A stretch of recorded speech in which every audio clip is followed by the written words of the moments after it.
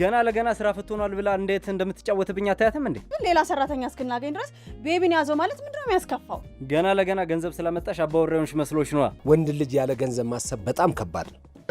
እንጣጥ ለሚሉ ሴቶች ጥሩ ምላሽ የሚሰጥ ደዋ የምናገኝ ይመስለኛል ስትል አሁንማ አብሲት ለጠብቀኝ የምትል ሴት እየተፈጠረች ነው። ከዚህ በላይ ንቀት አለ? የለም። ከባህል ከማህበረሰብ ከማፈንገጥ በላይ ምን ንቀት አለ?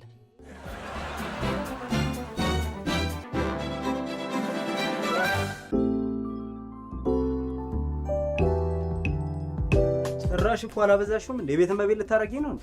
ተናገርኩ እንግዲህ እንዴ። ምንድነው በጠዋቱ የሚያጨቃጭቃችሁ? ገና ለገና ስራ ፍቶናል ብላ እንዴት እንደምትጫወትብኝ አታያትም እንዴ? ሰራተኛችን ስለሄደችብን ሌላ ሰራተኛ እስክናገኝ ድረስ ቤቢን ያዘው ማለት ምንድነው የሚያስከፋው? አንቺ ለምን ቤቢን አትይዡ? ከስራ ቀርቼ ነው የምጠብቀው? ለአንድ ቀን ምን ችግር አለው? ትናንትና ቀረው፣ ዛሬ ደግሞ ደግሜ ብቀር ከስራ መባረሬ ነው። ቆይ ሁለታችንም ስራ ትተን ምን ልንበላ ነው እንዴ? ገና ለገና ገንዘብ ስለመጣሽ አባወራውንሽ መስሎሽ ነው። ገቢውን እኔ ያመጣሁት አንተ አመጣው። ምንድነው ለውጡ? አይ ለውጥማ አለው። ወንድ ልጅ ያለ ገንዘብ ማሰብ በጣም ከባድ ነው። ጭራሽ አንተም ለሱ ያገዝክለት ነው? አይ ወንድነቱን ለማስመስከርማ ነው ማታ ጠጥቶ ይመጣ። ወድጄ ነው የምጠጣው። ማጣትም በእኔ ቦታ ሆነሽ ብታየው ኖሮ ታቂልኝ ነበር። እውነት እንዴ? ቆይ የኔ ማለት አንተ አይደለም ነው ወይስ ገንዘብ መስሎ አልታየህም? ይህ ወንድነት ትምክት ካልሆነ ሌላ አይደለም። አታያትም እንዴት እንደምትሰድበኝ? እኔ አልተሳደብኩም። ገንዘብህ ነው ያልኩት። እንደው እባካችሁ ሰው እየሰማ አትጨቃጭቁ። አሁን ወደ ቤት ግቡና ተረጋግታችሁ አውሩ እስቲ። እንደ ሰውም እኮ አትቆጥረኝ። እንደ ሰው እኔ ሰዓት እየረፈደብኝ ነው። መቼም ይኸውልሽ ይህን ሁሉ ጊዜ አብራችሁ ኖራችሁ 5 ደቂቃ አታጭ። ስለዚህ እባክሽ ተረጋጊና ግቡና አውሩ። በቃ ምንም አላወራም። እኔ የራሷ ጉዳይ፣ ምንም የምነጋገረው ነገር የለም። በቃ ግዴለሽ እንዴ? ኧረ ቆይ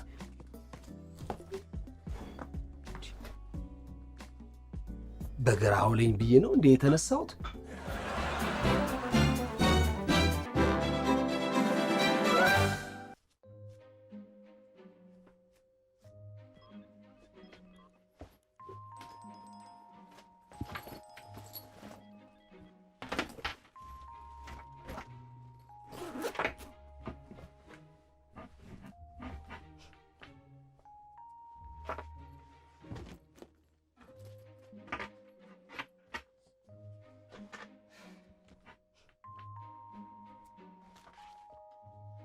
ሳረፍድ የጋዜጠኝነት ሙያን ያረከስኩ ይመስለኛል።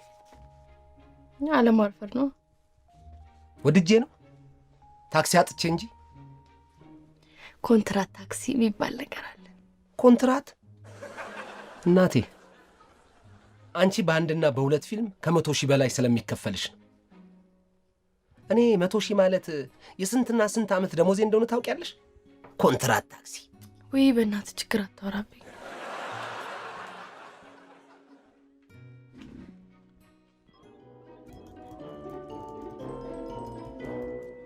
እንደምን ውላችኋል፣ እንደምን ከርማችኋል ውድ አድማጮቻችን። እንደተለመደው ዛሬም የህይወት መንገድ የተሰኘው ፕሮግራማችንን ይዘን ቀርበናል። እኔ አለሙ፣ እኔም ሰብሪና ስቱዲዮ ተገኝተናል። በባለፈው ፕሮግራም በርካታ ዕውቀትና ልምድ እንደቀሰሙ በርካታ አድማጮቻችን ደውለው አስተያየታቸውን ሰጥተውናል። የዛሬውም ቆንጆና የምትወዱት ፕሮግራም እንደሚሆን አንጠራጠርም። የዛሬው ርዕሳችን በሰፊው በማህበረሰብ ውስጥ ተንሰራፍቶ የሚገኝ የቤት ለቤት ችግራችንን የሚያነሳ ይሆናል። አሌክስ፣ የዛሬውን ርዕስ ትነግረናለህ ወይስ? እሺ ሰብሪና፣ እነግራቸዋለሁ። እንደሚታወቀው የጾታ እኩልነት ከጥንት ጀምሮ ሲንከባለል የመጣ የመከራከሪያ ርዕስ ነው። እኛም ዛሬ ይህንን ርዕስ መዘን ልንወያይበት ወደናል። ስለዚህ የዛሬው ርዕሳችን የወንድና የሴት እኩልነት ምን ያህል ነው የሚል ይሆናል። ጥሩ ሐሳብ የሚንሸራሸርበት ርዕስ እንደሆነ አስባለሁ። ነጠር ያለ ሐሳብ ስለሆነ በርካታ አድማጮቻችን ያሳትፋል ብለን እንገምታለን። ከዛ በፊት ግን አንድ ሙዚቃ ጋብዘን እንመለሳለን።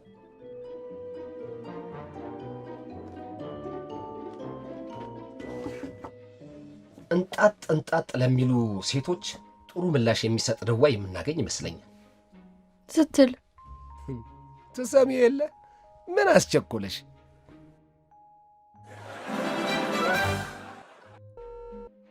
የዛሬውን ርዕስ አስተዋውቀን በሙዚቃ የጀመርነው የህይወት መንገድ ፕሮግራማችን አሁንም ቀጥሏል። አድማጭ መስመር ላይ አለ። ሄሎ አድማጫችን። ሄሎ ሰብሪ፣ እንዴት ናችሁ? አለን። ማንም በል። ራኬብ እባላለሁ ከቦሌ። ራኬብ ከቦሌ፣ እስቲ አስተያየትሽን አካፊን። የሴቶች እኩልነት የሚያበሳጫቸው በራሳቸው የማይተማመኑ ፈሪ ወንዶች ናቸው። እንዴት? ምክንያቱም ሴቷ ገና ለገና ከበለጠችን መሳቂያ እንሆናለን ብለው ስለሚያስቡ በአጓጉል ባህል ጫና ሊያሳድሩባት ደፋ ቀና ሲሉ ይስተዋላል። ሴት ልጅ አደባባይ መውጣት የለባትም እንደሚሉት ማለት ነው። አዎ ሰብሪ፣ ልክ ነሽ። የሴቷ ከፍ ከፍ ማለት የእነሱን ማነስ ስለሚያሳብቅባቸው ሴትን ለጓዳ ወንድን ለአደባባይ ብለው ሰይመው ቁጭ ብለዋል። ሴትም ወንድም የራሳቸው ቦታ ሊኖራቸው ይገባል። ያ ደግሞ የዓለም ሕግ ነው እኮ። የወንዶች ዓለም ስለሆነ ነዋ እኛን ማድ ቤት የመደቡን እንጂ ሴት ከሰራች ማንም ወንድ የማያደርገውን ታደርጋለች። እንደውም ትበልጣቸዋለች። ግን እድሉን እንድታገኝ አላደረጓትም እኮ። እድሉን ያገኙ ሴቶች ተአምር ሲሰሩ አይተናል። በሚገባ ሰብሪ። ለምሳሌ እኮ አንቺ ራስሽ በዚህ ፕሮግራም ላይ ያለሽን ተጽዕኖ ተመልከች። ለምሳሌ አብሮሽ የሚሰራው አለማየሁ አይደለም ስሜ፣ አለሙ ነው። እሺ አለሙ፣ እሱ ብቻውን ይህን ፕሮግራም ቢያቀርብ አድማጭ አይደለም ፕሮግራሙ ራሱ አይታወቅም ነበር። አንቺ በመግባትሽ ግን ምን አይነት ተወዳጅ ፕሮግራም እንደሆነ ተመልከች። ድምቅምቅ አደረግኩት አይደል እንዴ? ከግማሽ በላይ አድማጭ እኮ ያንቺ ፋን ነው። ይሄ የሆነው እድል ስላገኘሽና እውቀትሽን በሚገባ ስላሳየሽ ነው። እኔ ወንዱም ለዚህ ፕሮግራም የጀርባ አጥንት ሆኜ እያገለገልኩ ነው። ይሄንን ብትል ወንድ ስለሆንክ አልፈርድብህም። ሁሌም እኛ የበላይ እኛ አንደኛ የማለት ክፉ አባዜ ተጠናውቷቸዋል። የበላይ ነኝ እያልኩ ሳይሆን እውነታውን ነው የነገርኩሽ አድማጫችን። እውነታውንማ እኛ አድማጮችን መስክር። የሰብርዬ መኖር እንጂ አንተን ያደመቀ ያንተ መኖር አይደለም ያደመቃት። በጣም አመሰግናለሁ ውዴ። አታመስግኝኝ። በጥረትሽና የማህበረሰቡን ጫና ተቋቁመሽ ከፍታሽን ስላሳየሽ ነው። እኛ ሴቶች እድል ብናገኝ እንኳን ስቱዲዮ ዓለምን መግዛት እንችላለን። በትክክል። ኦፕራን ተመልከች እስቲ ምን አይነት ተጽዕኖ ፈጣሪ እንደሆነች። ወንዶች ምንም እንደሆኑ ያሳየች ጀግኒት ነች። አድማጫችን፣ ሴቶች ራሱ የሆነ ስራ ሲሰሩ ወንድ ነኝ ብለው ነው ራሳቸውን የሚያበረታቱት። ይህንንስ እንዴት ታየዋለሽ? ከአንድ ተራ አባባል ውጪ እንዴትም ለይቻላየው። ቆንጆ ንግግር ነው የኔ ውድ። የሚሰራ ሰው ወንድ ብቻ ነው ተብሎ እንዲታሰብ በሴቶች አይምሮ ላይ የተሰራ ትልቅ ተንኮል አለ። ይሄ ሲነገር ግን ማንም ማመን አይፈልግም። የሚያቃጥለኝ እኮ እሱ ነው። ማመን ማንን ገደለ? ማንንም። ስለሰጠሽን አስተያየት ከልብ እናመሰግናለን። ሴት ለዘላለም ትኑር። እንደሰማችሁት አድማጫችን እድሉን አላገኘችም እንጂ ሴት ከወንድ ትበልጣለች ብላለች። እናንተም እየገባችሁ ሐሳብ አስተያየታችሁን እንድትሰጡ እንጠይቃለን። መልካም ጊዜ።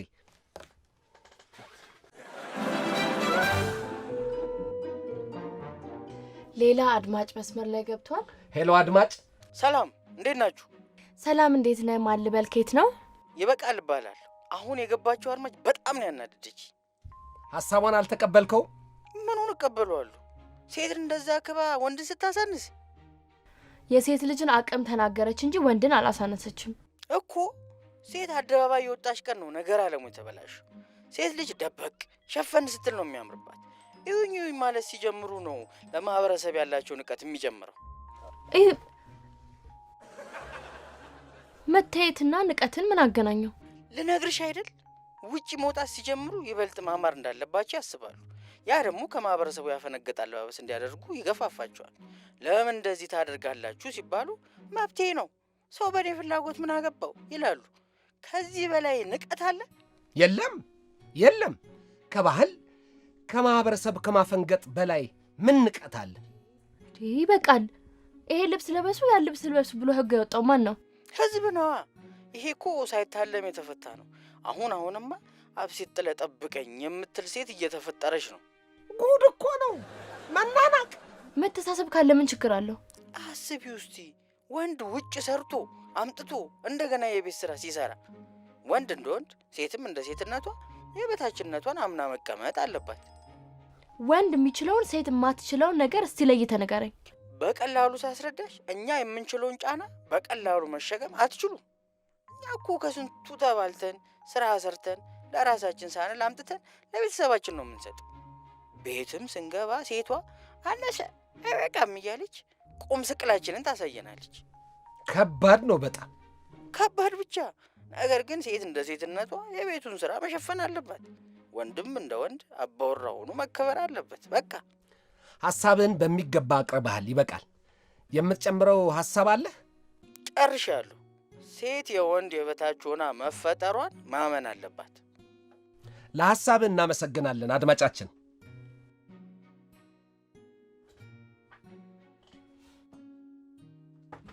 ይህ እኮ ስራ ነው። ለምን የግል ጉዳይ ታደርጊዋለሽ? በእናት ዝም በል። ሐሳብን ስለደገፈልን ነው። እኛ እኮ ጋዜጠኞች ነን። ሆደ ሰፊ መሆን ያለብን። ማንም ሰው ሐሳቡን ሊያነሳ ይችላል። የእኛ ድርሻ ሐሳቡን ማንሸራሸር ነው። ይሄ ሐሳብ ሳይሆን ኢንፌሪቲ የፈጠረው ሱፐሪቲ ኮምፕሌክስ ነው። የፈለግሽውን በይ፣ እሱ የራስሽ ጉዳይ ነው። ግን ከጋዜጠኝነት ሙያ ያፈነገጠ ባህሪ ባታሳይ ጥሩ ነው።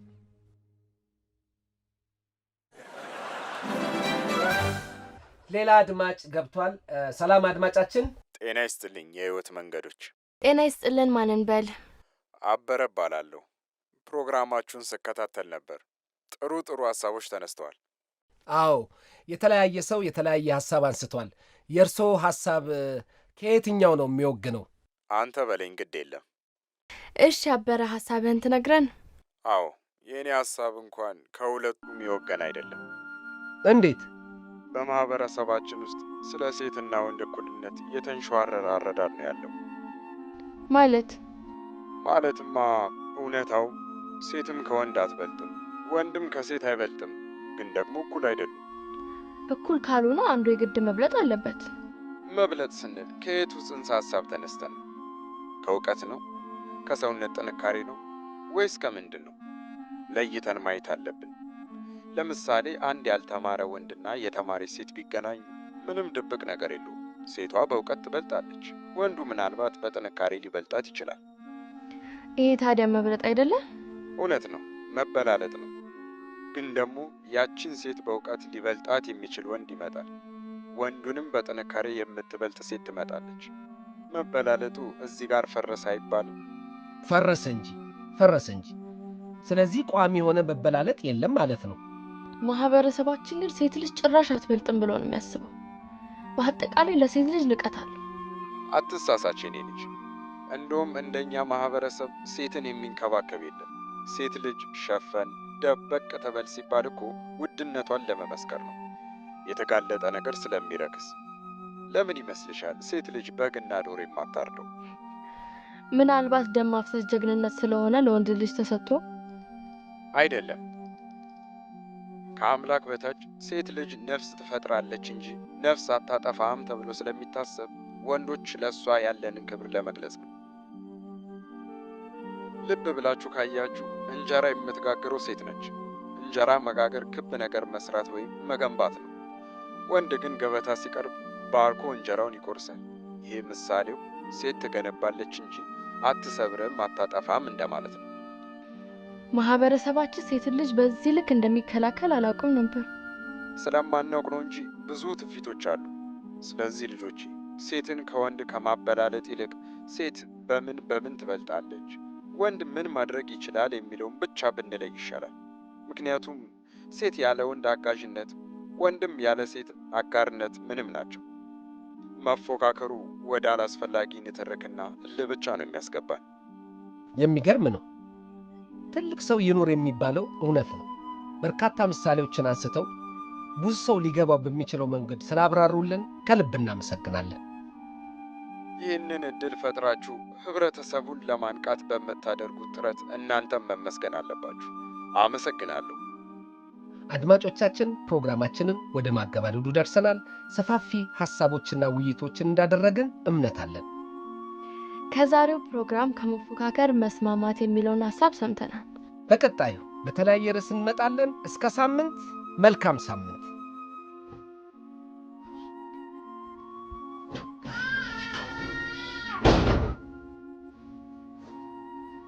እንዴት ዋልሽ? እንዴት ዋልክ አለሙ? ሰላም ነሽ? አለ። ጥሩ ሰዓት ነው የመጣው። ቡና ላፈላ ነው። እውነት? እውነት? ሂድ ግባ። እኔ እኮ እግሬን ተስሜ ነው የተወለድኩት። እንዴት ነው? ሰላም ነው። እንዴት እንደዋላችሁ እኮ ባለቤትን እየጠየኳት ነበር። ሰላም ነው። ቆይ እኔ አባብል ይሻላል። ልጅ እኮ ነው። ምን ችግር አለ? መጣው አለሙ። በል ግባ። እሺ እሺ፣ እጠጣለሁ። ግባ ግባ።